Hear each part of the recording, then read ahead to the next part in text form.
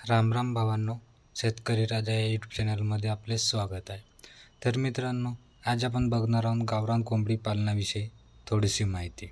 आपण त्याच्यावर बघणार आहोत की गावरान कोंबडी पालनामध्ये खाद्य खर्च हा कसा कमी करावा. तर मित्रांनो, गावरान कोंबडी पालनामध्ये खाद्य खर्च कसा कमी होईल हे आपण या व्हिडिओच्या माध्यमातून आपण बघून घेणार आहोत. तर मित्रांनो, आमच्या चॅनलवर तुम्ही नवीन असाल तर आमच्या चॅनलला तुम्ही सबस्क्राईब करा, लाईक करा आणि आपल्या जवळील मित्रांना शेअर करा. अशाच नवनवीन व्हिडिओ तुम्हाला आमच्या चॅनलवर पाहायला मिळतील. तर मित्रांनो, गावरान कोंबडी ही आपण 2 कारणामुळे पालन करत असतो. एक तर अंडासाठी आणि मांसासाठी. अंड्यांसाठी जर तुम्ही पालन करत असाल तर ती आपल्याला 5 ते 6 महिन्यामध्ये अंड्यांवर येते. अंड्यांवर आल्यानंतर ती 12चे 14 असे अंडे देत असते. आणि दुसरं कारण म्हणजे आपण कोंबडी पालन हा व्यवसाय हा मांसासाठी करत असतो. मांसासाठी जरी आपण व्यवसाय चालू करत असाल तर आपण 4 ते 5 महिने झाल्याशिवायही ती 1 किलोची होत नाही. आणि त्यासाठी आपल्याला 4 ते 5 महिने पालन करण्यासाठी आपल्याला काही खाद्य द्यावे लागते. ते आपण खाद्यामध्ये आपण तांदूळ, गहू, ज्वारी, बाजरी, मका अशा काही वस्तू देत राहतो. तर ते मार्केटमध्ये आपल्याला आता थोडे महाग झालेले आहेत. त्यापेक्षा आपण स्वस्तामध्ये करण्याचा प्रयत्न करतो म्हटलं तर त्याच्यावर आपण काही दुसरे उपाय काढायला पाहिजेत. आपण आता तेच उपाय आपण तुम्हाला सांगणार आहोत. तर तुम्ही गावरान कोंबडी पालन करत असाल तर तुम्ही ते कुठं करत आहात हे मोठा प्रश्न आहे आणि महत्त्वाचा पण आहे. तुम्ही जरी मुक्त संचार पद्धतीने करत असाल तर तुम्ही कुठे एक फॉर्म बनवला असेल, त्याला वॉल कंपाऊंड केलेलं असेल तर त्या कंपाऊंडमध्ये तुम्हाला शेवगा हा एक म्हणजे चांगला झाड आहे. त्याच्यामध्ये तुम्हाला प्रोटीन वगैरे असं मिळत राहते. त्याच्या जागी तुम्ही सुबाबूळ पण लावू शकता, पण शेवगा हा चांगलं असते. शेवगाचे पानं हे गळल्यानंतर ते खाऊ शकतात किंवा तुम्ही त्याचे शेंडे आहेत ते खोडून पण देऊ शकता. त्याच्यामध्ये तुम्हाला कोंबड्यांना खाद्य खर्च पण कमी होईल, कोंबड्या निरोगी पण राहतील आणि त्यांना प्रोटीन पण मिळत राहते आणि उन्हाळ्यामध्ये त्यांना सावली पण मिळून जाते. तर मित्रांनो, हा झाला एक कारण. आणि दुसरा म्हणजे म्हटलं तर आपण त्यांना म्हणजे खाद्यामध्ये आपण गवत, आपण त्याला मेथी गवत आपल्या इकडे म्हणून ओळखलं जाते. तुमच्या इकडे काय म्हणतात ते तुम्ही कमेंटमध्ये कळवून घ्या. पण आम्ही त्यांना मेथी गवत हा देत असतो. आपल्याकडे फॉर्म नाही, पण आपण लवकरात लवकर फॉर्म पण बनवून घेणार आहोत. आम्ही अशा व्हिडिओच्या माध्यमातून नाही तर प्रॅक्टिकल करून दाखवून आम्ही तुम्हाला व्हिडिओच्या माध्यमातून माहिती देण्याचा प्रयत्न करत राहू. तर मित्रांनो, आपण मेथी गवत हा त्यांना पण देऊ शकतो. आपण जो पालापाचोळा आहे तो पण देऊ शकतो.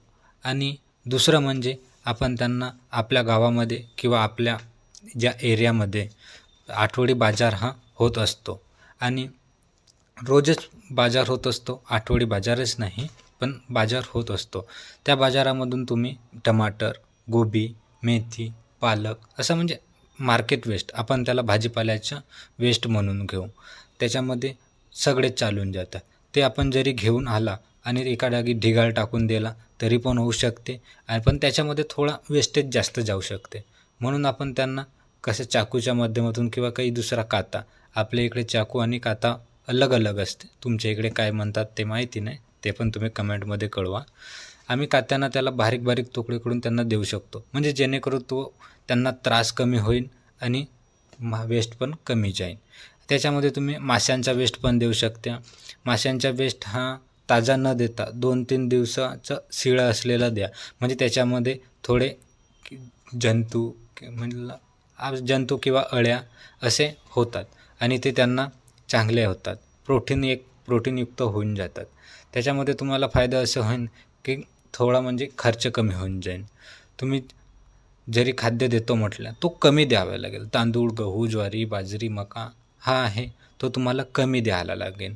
त्याच्यामध्ये तुम्ही 15% किंवा 20% मानून घेऊ. आपण जरी मेथी गवत दिलं, जो शेवग्याचे झाड आहेत, आपल्या इकडे त्याला मुंगणा असे पण म्हणतात. तुम्ही आता काय म्हणता, शेवगा म्हणते की मुंगणा म्हणत्या ते तुम्ही कमेंटमध्ये कळवून घ्या. त्यांना ड्रमस्टिक पण म्हणतात. आता तुम्ही त्यांच्यामध्ये सांगूया. जरी 10% म्हणजे शेवगाचा पाला आणि 20% म्हणजे मेथी गवत तुम्ही कोणता पण गवत देऊ शकता, तुम्ही त्यांच्यावर तो तुमच्यावर अवलंबून असते. आता 30% हे झाले. त्याच्यामध्ये जरी 25 ते 30% मार्केट वेस्ट, मेथी, पालक, टमाटर, गोबी, सांबार जे काही आहेत ते तुम्ही देऊ शकता. त्याच्यामध्ये जरी पकडला तर 60% हा तुमचा खाद्य खर्च म्हणजे कमी झालेला आहे. त्याच्यामध्ये आपण गाईचा गोबर म्हणतो, तो पण तुम्ही ते एका ढिगात टाकून जरी दिला तर त्याच्यामध्ये तुम्हाला थोडा बहुत, नाही जास्त, पण 10% तरी तुम्ही म्हणजे खाद्य खर्च वाचवू शकता त्याच्यामध्ये. असे तुम्ही 70% हा खाद्य वाचवू शकता. आणि जरी थोडा मार्केट वेस्ट जास्तच मिळून गेला तुम्हाला तर तुम्ही 100% पण खाद्य वाचवू शकता. त्याच्यामध्ये तुम्हाला रोजचा 5 किलो तांदूळ लागायचे, 5 किलो गहू, ज्वारी, मका असा जरी 40 किलो लागत असेल तर तुम्हाला कम से कम 12 ते 13 किलो रोजचा लागेल. आणि त्याच्यामध्ये जरी तुम्ही म्हटला तर 4 महिने होईपर्यंत किंवा मांसासाठी जरी पालन करत असाल तुम्ही आणि 1 किलोची जरी कोंबडी व्हायला तुम्हाला किती खाद्य खर्च येईल ते पण तुम्हाला थोडक्यात मी सांगून देतो. रोजचं जरी आपण त्यांना थोडेसे पकडला, 50 ग्राम जरी पकडला तरी पण 10 दिवसाचे तुम्हाला अर्धा किलो म्हणजे 1.5 किलो तुम्हाला महिन्याला लागते. आणि जरी 4 महिने जरी म्हटला तर तुम्हाला 6 किलो हा खाद्य एका कोंबडीमागे लागतो. आता हा सरासरी मी काढलेला आहे. काही यूट्यूबवाले लोक किंवा यूट्यूब चॅनलवर सांगून राहिले आहेत आपल्याला की बाबा 1 किलोची कोंबडी व्हायला 1 किलो किंवा 2 किलो, सहजासहजी 2.5 किलो असा खाद्य लागते म्हणतात. पण मी त्याला मान्य करत नाही, कारण की मी स्वतः अनुभवलेलं आहे. आपल्याला 5 ते 6 किलो हा खाद्य कंपल्सरी लागणे आहे. आणि हा मी अनुभव घेतला आहे म्हणून तुम्हाला सांगित आहे. आणि सांगून पण तुम्हाला फक्त आता व्हिडिओच्या माध्यमातून सांगत आहो. आपल्या फॉर्मचे काम चालू आहे. येत्या 15 दिवसामध्ये किंवा 8 दिवसामध्ये, आपण सहजासहजी 15 दिवस पकडून घेऊ.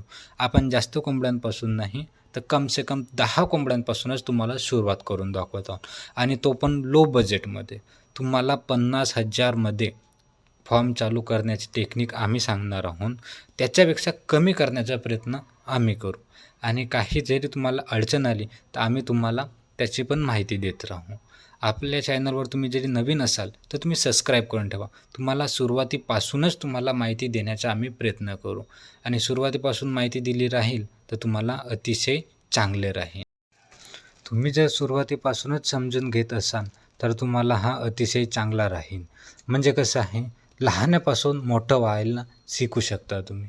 जेव्हा आपण मोठ्या लोकांपासून जसं शिकत आहोत, ज्यांचे 1000 पक्षी 5000 पक्षी आहेत, त्यांनी म्हणजे जेव्हा फॉर्म चालू केला तेव्हापासूनच त्यांनी मेहनत घेतलेली आहे. आणि ती मेहनत बघून आपण जरी मेहनत करण्याचा प्रयत्न करतो म्हटलं तर आपण सक्सेस होऊन याची काही गॅरंटी राहत नाही. किंवा तेवढ्या लवकर आपण शिकून हे आपण तेवढे काही समजू शकणार नाही. तर याच्यासाठी तुम्ही आमच्या चॅनलवर नवीन असाल तर तुम्ही सबस्क्राईब करून ठेवा. आम्ही अशाच नवनवीन माहिती तुम्हाला देत राहू. आणि आमचा व्हॉट्सअप ग्रुप पण आहे, त्याच्यावर तुम्ही जॉईन होऊ शकता. आणि तुम्हाला अशाच व्हिडिओंची माहिती आपल्याला मिळून जाईल.